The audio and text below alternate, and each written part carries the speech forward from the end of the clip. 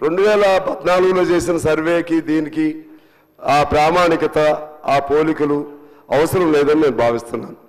2014లో అది ఒక్క రోజులో చేసింది, ఇది దాదాపు 2.5 నెలల పాటు చేశారు. కాబట్టి కొద్దిగా తేడా ఉంటుంది. ఒక్క రోజులో హడావుడిగా చేసిన సర్వేకు ఇంకొద్ది సమయం తీసుకుని చేసిన సర్వేకు తేడా ఉంటుంది. కాబట్టి ఒకదానితో ఒకటి పోలికలు అవసరం లేదనేది నా అభిప్రాయం.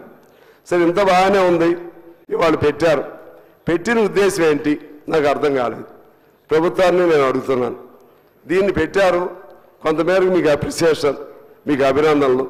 ఎందువల్లంటే ఒక క్లారిటీ తీసుకొచ్చారు ఎంత జనాభాని. సరే, అందరూ ఊహించినట్టుగా బీసీలు కొద్దిగా తగ్గినట్లుగా ఉంటే దాన్ని సరి చేసుకోండి, మరలా గ్రామ సభల్లో పెట్టి సరి చేసుకోండి. కానీ ఇక్కడ పెట్టిన తర్వాత మీరేం చేయదలుచుకున్నారో చెప్పలేదు. దీని ద్వారా మీరేం చేద్దాం అనుకున్నారు? జనాభాని సూచించారు, ఇంత జనాభాని పెట్టారు. పెట్టిన తర్వాత మీరేం చేస్తారు అంటే రిజర్వేషన్లు ఇస్తామని పెట్టారా, లేకపోతే వాళ్ళకి సంబంధించినటువంటి ఎస్సీ ఎస్టీ సబ్ ప్లాన్ లాగా, అది కూడా కిరణ్ కుమార్ రెడ్డి గారి కాలంలో ఉత్తమ్ కుమార్ రెడ్డి గారు అందరూ కూడా ఉన్నారు అప్పుడు, దానిలాగా బీసీ సబ్ ప్లాన్ ఏర్పాటు చేస్తామని చెప్పదలుచుకున్నారా?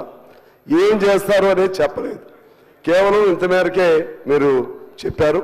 దాని మీద ప్రభుత్వం క్లారిటీగా ఉండాలని నా కోరిక.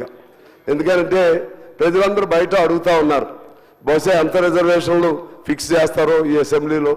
మేము కాంగ్రెస్ పార్టీ 42% రిజర్వేషన్లు అని కామారెడ్డిలో చెప్పింది, అది ఇస్తారా? ఇంకా మా జనాభా మేమెంతో మాకంతా అనే నినాదం చేస్తూ ఉన్నారు, ఆ ప్రకారం ఇస్తారా అనేది చాలామంది అడుగుతున్నారు. అందువలన నేను ప్రభుత్వాన్ని కోరేది ఏంటంటే, మీకు కొన్ని ఇబ్బందులు ఉండొచ్చేమో, కానీ స్పెసిఫిక్గా ఎంత మేరకు అసలు పెంచుతారా లేదా, మరి ఉన్న రిజర్వేషన్లు అన్నీ ఉన్నాయి, దాన్ని ఎంత మేరకు పెంచదలుచుకున్నారు అదేం చెప్పాలి. ఇది ఈ వేదిక అని నేను అనుకుంటున్నా. లేదనుకుంటే మరోసారి ఓ సమావేశం పిలిచి దానిలో అయినా స్పష్టత ఇవ్వాలి. లేకపోతే కేవలం కాగితాలకే అది పరిమితం అయితే అది ఉపయోగం ఉండదు.